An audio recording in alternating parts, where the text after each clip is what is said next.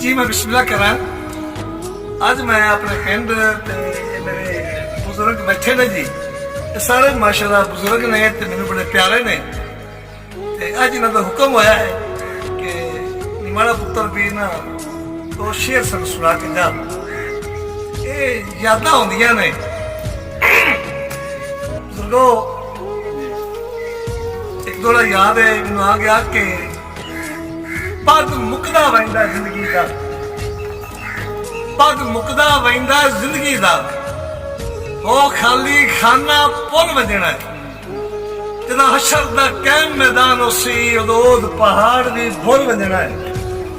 वक्त असल नतीजा जहर उसी किसे थुर वजना है, किसे फुर वजना है। दुनिया का वशफानी है, तू भी तुर वजना है, मैं भी तुर वजना। चाचा जी ये जो जिंदगी है इनका के भरवासा जो चढ़ते ढलते रहते। कई नस्ल दे कई किस्म के बंदे संग च रलते रहते। वत जिवें जिवें फर्क हयात करीने आपे फर्क निकलते रहते। बूटे लगे हुए चंगिया नीतां दे असर जिंदगी हलते रहते। बड़ी मेहरबानी चाची, हाजरी हो जनाब, मेहरबानी।